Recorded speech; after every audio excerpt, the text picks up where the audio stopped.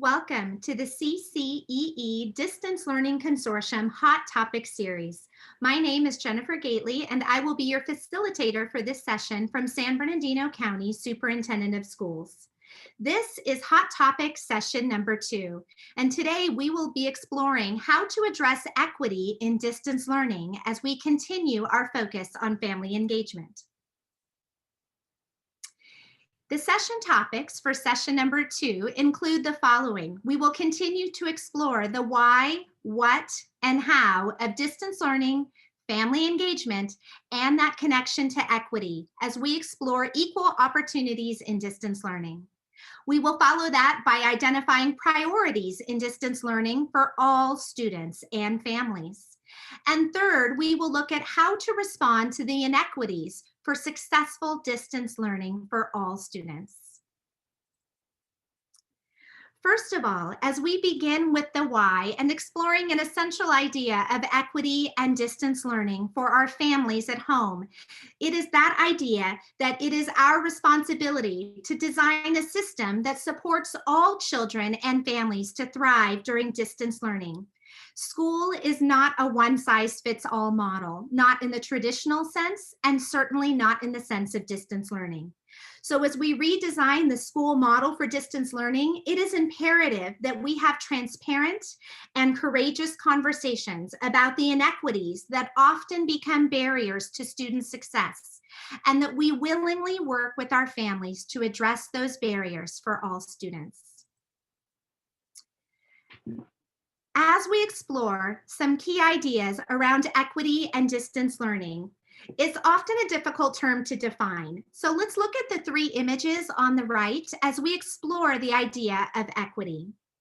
First of all, equality. Equality is the assumption that everyone benefits from the same support, both in traditional learning and in distance learning. And we know again, that not all students need the same support and service, whether they are in their classroom learning or whether they are learning from home. So it's our goal to work beyond the level of equality as we strive more for equity.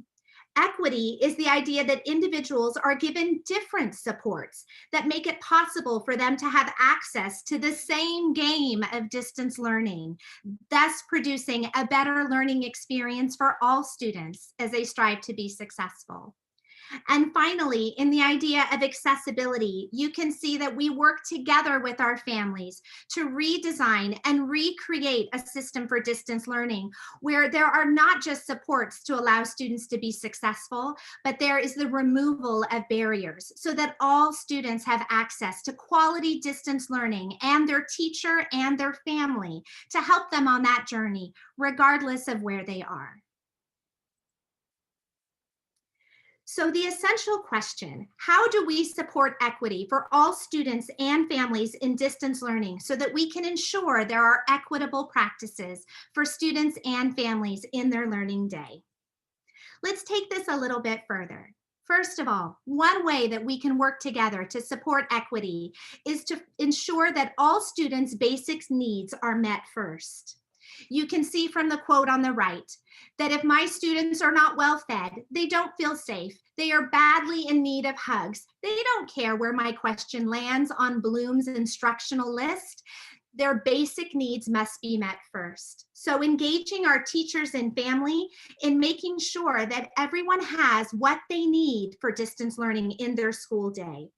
That involves an open conversation and a willingness to work together and share together to make sure that there is a strong sense of positive well-being, that all students have safety and shelter and the supervision that they need during their learning day at home, and that the basic needs of food and hygiene are in place so that students feel comfortable and confident and able to engage in their distance learning day at home with their families instead of in the classroom with their teacher. Number 2, that we work together as teachers and families to assess access and opportunity for all students, not just ensuring that distance learning is being provided to families at home, but that students and families truly have access to the instruction that is being given to them. This requires accessibility as a universal support for all students, whether it is through technology devices or paper products or activities, that all students have a different way to engage in instruction to the extent possible. That we respond to students' instructional needs and give them the resources that they need to thrive in their distance learning, whether it's from content academics to physical well-being to social emotional learning. That we're flexible in our expectations for that synchronous learning time together with the teacher, as well as that asynchronous learning time when students are working more independently on their own or with their family members. That there's a sense of flexibility that allows all students to engage in instruction to the greatest extent possible. And finally, that we allow for various learning opportunities and schedules, knowing that many of our families and homes have several students engaging in distance learning and several different family structures at home that are supporting them. So allowing different options for students to engage in their learning day, giving all students access and opportunity to distance learning, and really leveling the playing field of equity in family engagement and distance learning. And finally, as we look at working together with our families to create a quality distance learning environment that supports all students and all families, that we implement responsive and restorative practices to address the inequities that sometimes become evident. 3 strategies that we can do to work together to make that possible for our students is to value student voice, to not only listen to our students, but to elicit their feedback in their day based on what they need to be successful in their school experience, and to increase their engagement. So they're not just active in learning, but they truly have a passion for the learning that's happening in the new environment at home.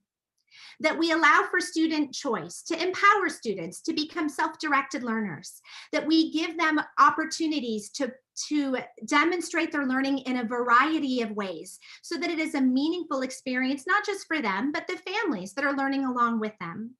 And finally, that we honor student diversity, that we recognize that all students are unique in their own way, as are the families that are supporting them at home, and that we allow for distance learning experiences that really brings that student diversity into the conversation as a strength and a gift of that family rather than a barrier that needs to be addressed. And as we value these components of the student, we allow all students to have an equitable experience in distance learning together.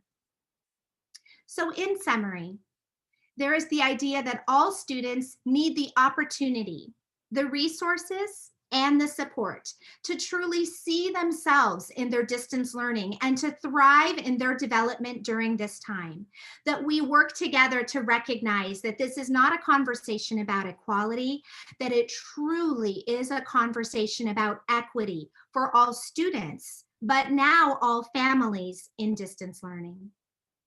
So as you continue the conversation of equity and distance learning, I invite you to engage in some of the tasks that you'll see here to support your family in making sure that your student and every student in your home has equity in their distance learning experience.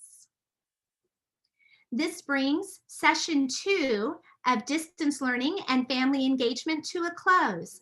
We invite you at this point to continue with us on this professional learning journey as we begin session 3, and we explore how to develop positive student and family mindsets for distance learning. Thank you.